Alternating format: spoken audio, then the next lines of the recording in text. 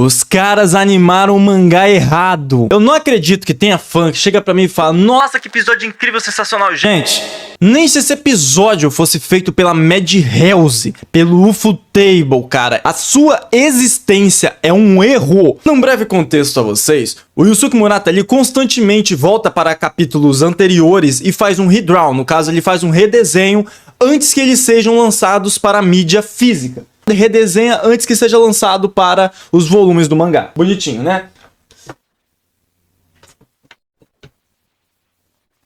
Ou seja, esses redraws acabam sendo a versão final do mangá antes de ser adaptado para anime. O maior exemplo disso é a luta do Garou e do Saitama no mangá, onde na primeira versão a luta termina como qualquer outra. Na verdade, o Saitama e o Garou vão conversar. E na versão redesenhada, ou seja, no redraw, nós temos o Garou cósmico e todos aqueles acontecimentos que seguem a partir daí. E nesse caso não é diferente. A luta do Imperador Criança contra o Homem Fênix também sofreu um redraw no mangá. Mas o estúdio resolveu ignorar isso aí. Esse estúdio merece uma salva de palmas. Toda vez ele consegue se superar no quesito de constantemente fazer uma merda atrás da outra, uma merda maior que a outra. Graças a isso, vocês não verão o desenvolvimento do Imperador Criança, o que pode ser o maior feito de força do Saitama. O Phoenix Man, na versão redesenhada, ele continua vivo e reaparece mais pra frente. Nós temos a apresentação de detalhes que vão ser usados na próxima saga. Tudo isso nós não teremos. Cara, calma aí que eu vou explicar pra vocês. Vocês vão entender melhor isso aí. Eu vou dar um breve resumo do episódio, como eu sempre faço. Vai ser um resumo bem resumido mesmo, tá ligado? E depois eu vou falar dos acontecimentos da versão redesenhada, da versão 2, pra vocês terem uma noção de tudo que vocês perderam e jamais verão no anime, a não ser que eles façam um remake. Bora começar? Por favor, se inscrevam e hypem o vídeo. O episódio inicia com o Imperador Criança fugindo com o refém pela base da Associação de Monstros, até que eles passam pelo corpo do Phoenix Man. O refém revela que aquilo era na verdade uma fantasia de um programa de TV cancelado onde esse personagem sempre morria. De repente, o Homem Fênix volta à vida com um visual mais irado. Aqui nós temos aqueles traços de animação misturado com PNG, mas a essa altura do campeonato que realmente te ferra ainda são os cortes secos, são horríveis, você não consegue entender o que está acontecendo, mas é isso aí, a empresa gosta, então vamos deixar, né? Eles dois enfim iniciam seu combate e vendo que o Homem Fênix realmente está muito mais forte, o Imperador Criança usa um Megazord. Infelizmente, ele só pode usar esse Megazord por 3 minutos. A luta em si tem uma animação aceitável se comparada ao restante da temporada. Eu ainda acho que a do Flash foi bem mais feitinha. A luta continua até que eles são levados para outro canto, mais especificamente onde o Flash lutou no episódio passado, e confesso que eu demorei a entender que eles estavam debaixo d'água. A animação não me ajudou em nada, meu irmão. Do nada começou a entrar água no capacete do Imperador Criança. Ué, de onde é que tá vindo essa água? A animação, como sempre, impecável. O Phoenix Man arranca o braço do robô, ressuscitam os brothers, inclusive os ninjas que o Flash matou. O Imperador Criança lança um Kamehameha, que seria seu ataque mais poderoso. O Homem Fênix fica meio queimado, mas permanece vivo. E ele dá mais uma investida e destrói o Megazord. Mas o Imperador Criança lançou micro-robôs que fazem cócegas no Homem Fênix, que acaba rasgando sua roupa, tentando tirar, né, aqueles robôs dele. Abrindo uma abertura para o Imperador Criança enfiar uma motosserra no seu peito. Vocês não viram isso, não? Ah, é, porque foi censurado. Mano, eles já erraram em adaptar o mangá certo. E eles nem conseguem adaptar a versão que eles estão fazendo. Mano, a censura aqui atrapalhou, mano. É muita coisa ruim ao mesmo tempo. Eu, sinceramente, mesmo se fosse a versão original, eu não consigo entender porque tem tanto canal de YouTube falando bem. Isso é por causa desse anime que entregou tanta coisa ruim, e quando ele entrega migalhas boas, a gente aceita como se fosse uma obra-prima. É horrível como que esse anime consegue fazer com que os próprios fãs aceitem migalhas e consigam defender essa bosta. Eu sou fã de One Punch Man, tá ligado? Eu tenho caneca, que bonitinha caneca essa que você pode conseguir acessando a loja aqui embaixo, você até ajuda o canal, mas enfim. Mano, eles não estão se dando o trabalho de fazer nada. Inclusive, quando ele arranca a fantasia, ele tá com uma roupa dourada. Ele arranca, mostra o peito humano dele exposto, justamente pro Imperador Criança atacar.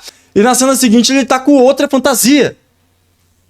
Agora eu vou falar pra vocês como é o capítulo que eles deveriam ter adaptado, e no final vocês vão me dizer qual que é melhor e o qual que acrescenta mais pra obra de One Punch Man como um todo. O primeiro ponto de mudança é que pouco antes da luta começar, o Fênix Man se conecta mentalmente ao Imperador Criança, o lançando em um plano astral, outra dimensão e tal. Dentro dessa outra dimensão, o vilão revela duas coisas. A primeira é que ele quer recrutar o Imperador Criança, e a segunda, e mais importante para o futuro de One Punch Man como um todo, é sobre o lado sombrio da associação de heróis. Mal comecei a citar as diferenças, e vocês percebem que essa cena já tem uma influência inacreditável para o futuro do Imperador Criança, mas não para por aí. Da mesma forma que o anime, o Imperador Criança usa o soco do robô que vara o chão com o Fênix Man, eles também caem na água como no anime, mas não permanecem lá, eles também atravessam, tá ligado? Tem um bolsão de água, no anime eles permanecem lá, aqui eles continuam varando e vão para outro canto, a água começa a inundar a base da Associação de Monstros, levando também nosso querido Careca para onde está acontecendo a luta. Tem uma cena bem cômica, onde o Saitama não entende o que o Imperador Criança tá dizendo, eu gosto muito, mas vida que segue, voltemos pra luta.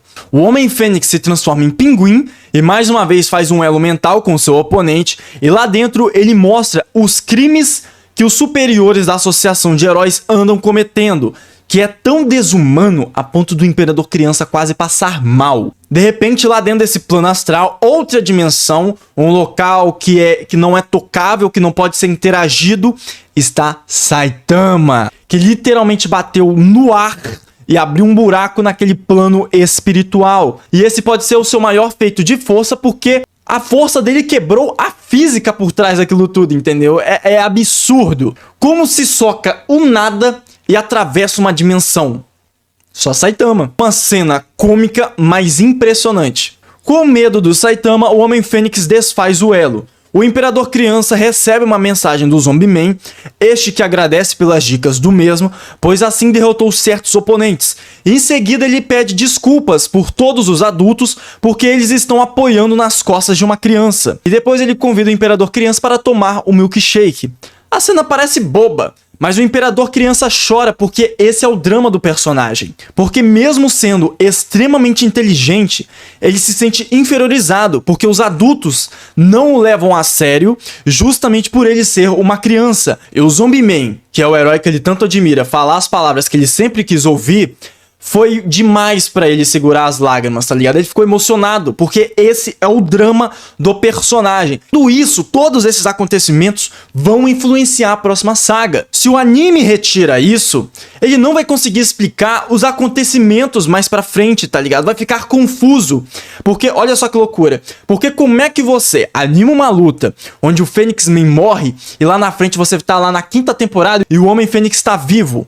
Não tem como. Além desse grande erro, tem toda essa questão deles estarem evoluindo os personagens agora. Porque se você tira tudo isso, quando chegar lá na frente, você vai achar que o personagem realmente mudou de personalidade de forma brusca. Como todo esse anime, corte seco, tá ligado? É como se o personagem fosse uma pessoa numa hora e de repente se transformasse em outra. Mas não, tem toda a questão da evolução aqui por trás, mas infelizmente o anime fez questão de cortar essas cenas que são importantíssimas para a obra como um todo. Narrativamente falando, foi um grande erro, foi um grande avacalho. Não foi só em questão de animação dessa vez. Foi um erro com a obra em si, mano. Eles animaram o mangá errado. A luta continua com o Homem Fênix tentando transformar o Imperador Criança em monstro. O Saitama dá um passo para intervir, mas vendo que o herói da classe S consegue se defender, ele fica parado lá olhando. E isso eu acho muito da hora também. Usando uma última investida, o Imperador Criança consegue se aproximar do seu oponente para plantar aqueles robôs que fazem cócegas. Detalhe, ele só consegue fazer isso porque o Saitama parou o ataque do Homem Fênix. Dessa vez, ao invés de arrancar a fantasia para se livrar dos robôs, o Homem Fênix vira um pintinho. Ele vira um piu-piu. Ele não morre, ele volta na próxima saga. Acredito que eles tenham escolhido a primeira versão, porque a primeira versão é mais rápida. Não tem tanto desenvolvimento dos personagens, é só luta. Na verdade é meio estranho, né? Os caras tentam economizar e justamente na luta onde tem mais diálogos eles não adaptam. A temporada só vai ter 12 episódios. Se fossem fazer uma animação de todos os acontecimentos do mangá, eles teriam que fazer 24 episódios. Isso porque o episódio final tem que ter uma Final Fight muito boa. E qual seria essa Final Fight, vocês me perguntam? Obviamente seria a luta do Rei Orochi contra o Saitama. Mas se eles adaptassem tudo que acontece no mangá, essa luta provavelmente aconteceria muito mais pra frente. E eles só querem animar 12 episódios. E outra coisa, eu imagino que pra ter essa Final Fight inacreditável, eles também vão animar a luta errada do Rei Orochi. Porque a luta do Rei Orochi e Saitama no mangá é uma luta, eu gosto, é incrível. A primeira versão também me cativa um pouco mais em certos aspectos.